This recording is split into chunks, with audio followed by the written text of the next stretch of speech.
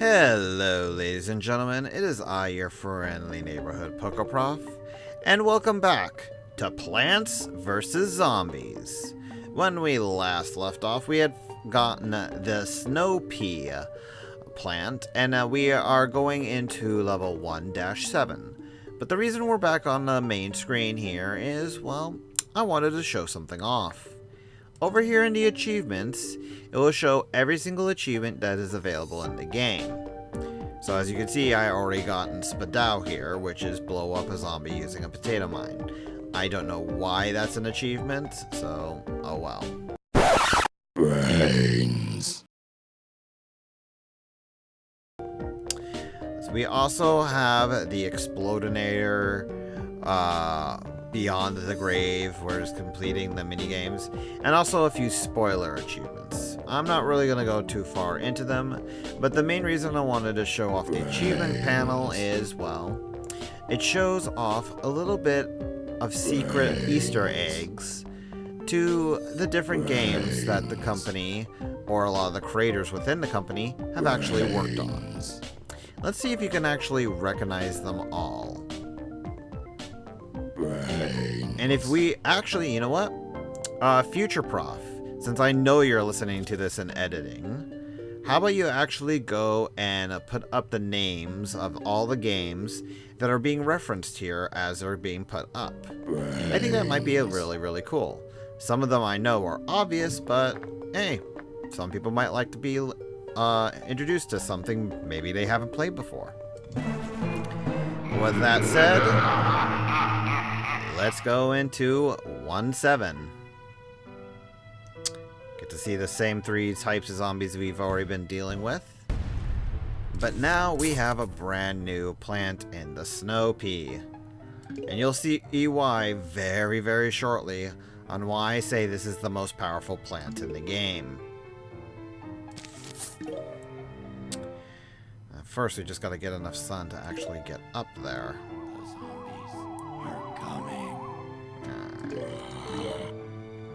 Let's go ahead and put you here so we don't have to worry about you for a while. And this is also the point in the game where they'll start introducing the fact that there are going to be multiple waves of zombies, as you see by the two different flags. This means that instead of having to only deal with one huge wave, we're going to have to deal with upwards to 2 in this particular level. I believe the maximum big wave of zombies that you'll ever have to deal with will be 3. Now, I will also go and mention that some of the zombies over here are a little bit randomized. Occasionally, you'll see certain zombies come from different areas, even in the same levels. You know, that's one reason why I tend not to play my pea shooters until I actually know which lane they're coming down with.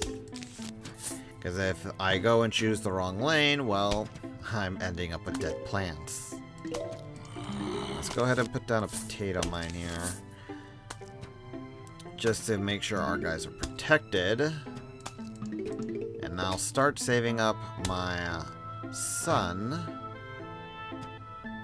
for the Snow Peas, and show off why the Snow Pea is so powerful. As you can guess, the Snow Pea fires frozen peas instead of the regular ones that the regular pea shooter does. This means that your enemy zombies here are going to be frozen. This will make them not only move slower, this will also make them attack slower. So I just realized I am not being smart here.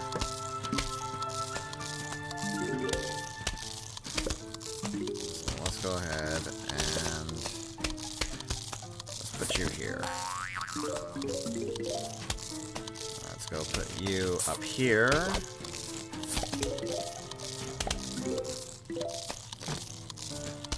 Come on. You can take him out. You can take him out. Come on, you can take him out. Thank you.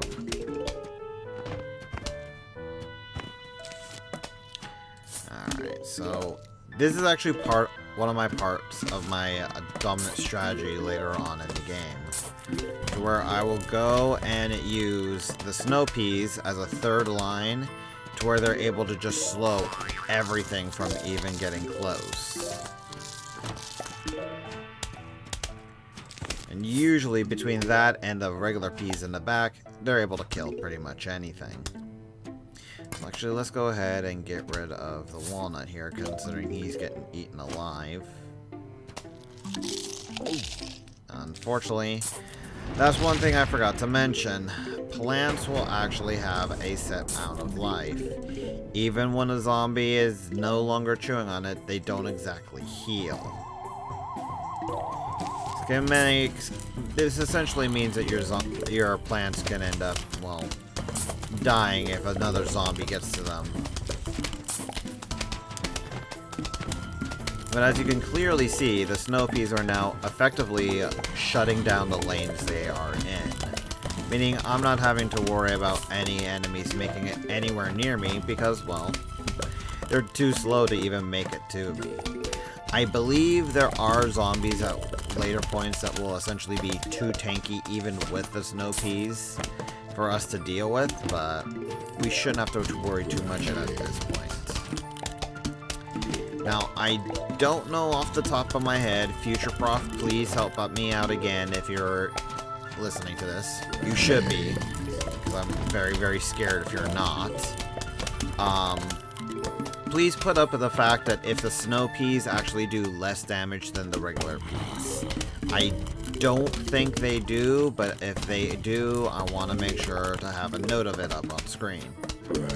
Thank you, Futureprof. But the snow peas here really make, like I said, they just really make the game pretty much, you know, easy mode. To the point where, outside of showing my dominant strategy later on in the game, you'll probably never be seeing the snow peas again. They're just that good. With this, I'm pretty much just planting my regular pea shooters now so we can have extra damage. And just watch as the zombies die one by one. Alrighty then. There should be our next big wave coming. And as you can see here, I've got almost 725 sun. This is why I said about my strategy where I'm usually never needing for sun.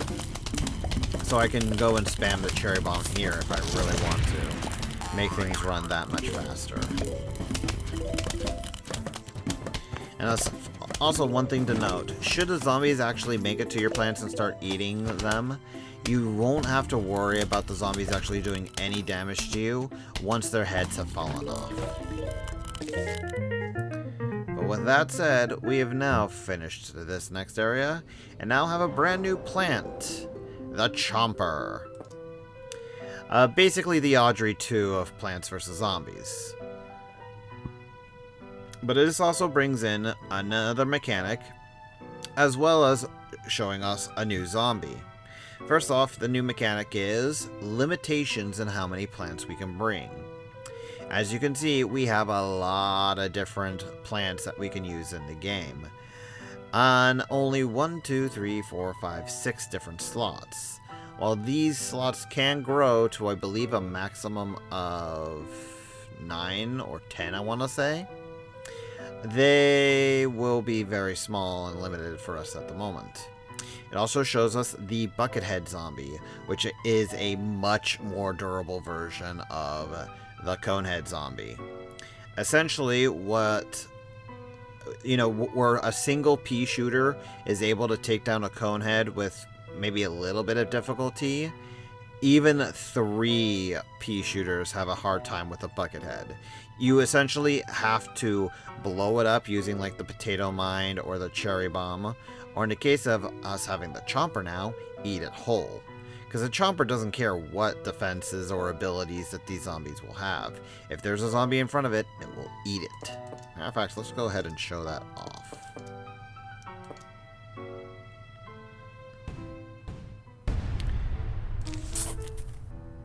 Now, the one interesting thing about chompers is that you can place them down. They're a bit expensive. And once they eat a zombie, they will basically stay in the chewing motion for a little while. I believe that's actually timed, and it's not related to the zombies you're actually eating. But I will denote something interesting about them. If you go and use the shovel to remove a chomper plant, you will actually destroy the zombie that was in there, regardless of what it is. Just because you remove the chomper doesn't mean, hey, suddenly the chomper is spitting it out. It could be... This basically makes the chomper a really good way of eating a zombie before it has a chance of, you know, getting to the end of the level. Let's put another pea shooter here.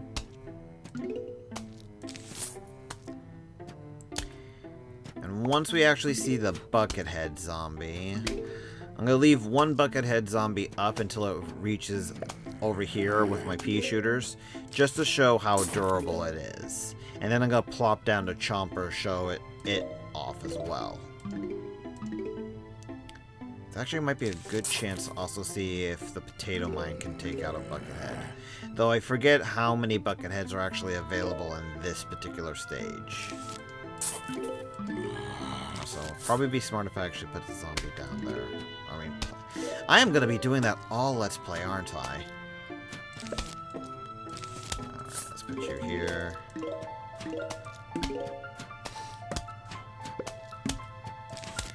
So I got more than enough sun now.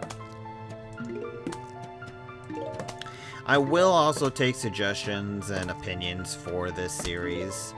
If, like, you guys want to see me use a particular kind of plant, or do you want to have me do something in particular in this game, I will do so. Perfect. Let's go ahead and just chomp you. In fact, even let's do this. Show off, you can remove it, and no zombie to deal with. And then this is also what I mean by I like having a lot of energy, just because otherwise you're constantly having to worry about it if you only have 5 sunflowers. Now, if you notice, look how durable this buckethead zombie is. He's got 2 pea shooters on him, which would have normally killed a conehead zombie by now, and he's gonna get this guy. So let's go ahead and chomp him up. This is also usually what I start to do at this point of the game, is I will put like chompers in as defenses in case there's like either a really tough or a really fast zombie here. So it can chomp it down and I won't have to worry too much about it. It leaves my pea shooters free to go and attack everything else. Kind of like cherry bombs though, you really want to save your chompers for when you need a zombie dead this instant. And since they're about the same price as cherry bombs, but without the AoE effect, you can pretty much use them the same way. That was like, what, about half a minute for the chomper? No. But now, if you're lucky enough or you have strong enough pea shooters back here, the chomper pretty much won't see that much use, because everything will be dead long before it actually reaches him.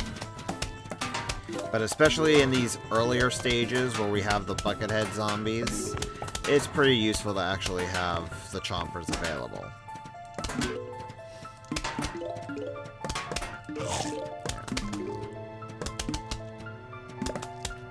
But this also shows you the bad effect of having, well, zombies defend the others. Because since the buckethead was first, he was taking all that damage, and that other zombie was able to start eating the chomper.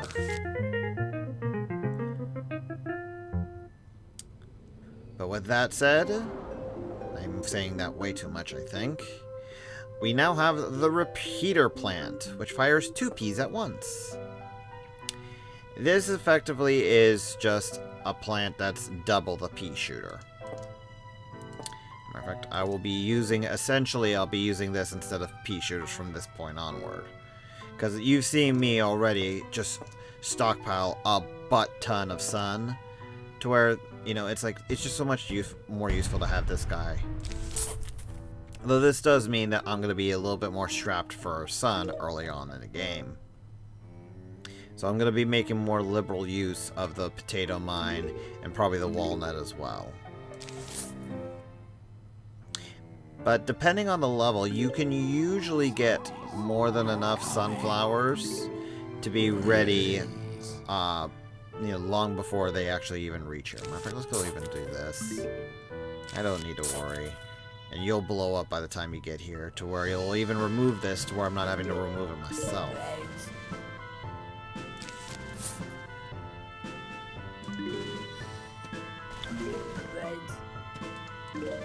But most levels will actually make it so that you're not having to worry about zombies.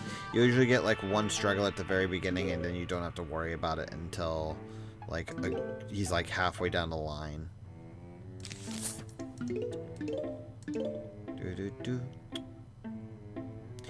I also gotta say, for a bit of a casual game, which is technically what this really is, Plants vs. Zombies has some really capturing music. As you can see, the repeater here does double the damage easy of what its regular brother did, and can make mincemeat out of zombies. I believe, as a matter of fact, 2 repeaters will easily be able to take out a bucket zombie. I will go and test that if we are given the choice.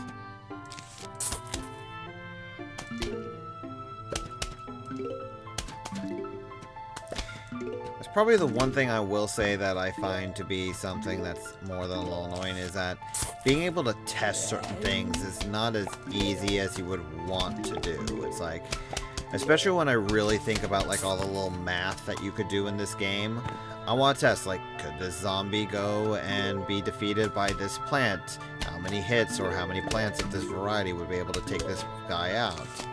You can't really know, because as far as I recall, there is no real easy way of testing it. Maybe one of the mini games or like the endless mode might be able to let you go through, but I don't seem to recall too well off the top of my head.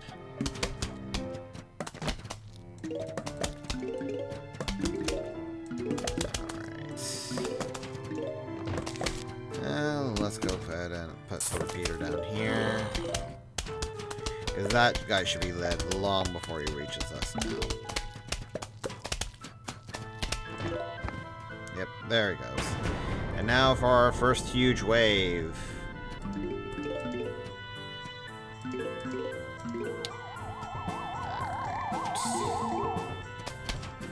Do we have a bucket head here? I'd love to see a bucket head right now. I want to test my theory, dang it. No bucket head.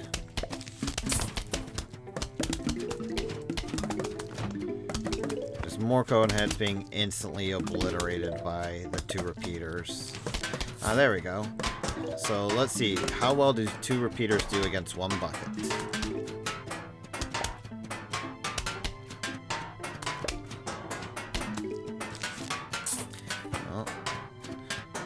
Yeah, so even with the bucket, it's just taking a long time for the zombie to actually be destroyed. 2 repeaters were more than able to do it, but it just took so long. And please get up, get up, get up, get up. There we go. So yeah, it looks like the potato mines will guarantee kill a zombie that touches it. Good to know. Make potato mines very useful for when we fight the really tough zombies later on.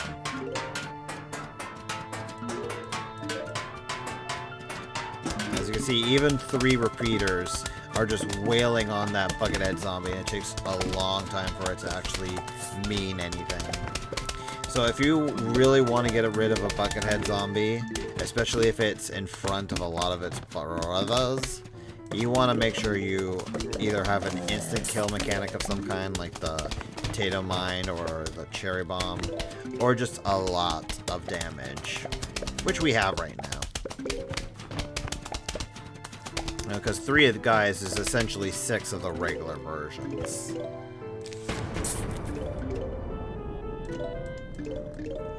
I think we're pretty much good from this point onward. Let's just put potato mines here. And watch the massacre.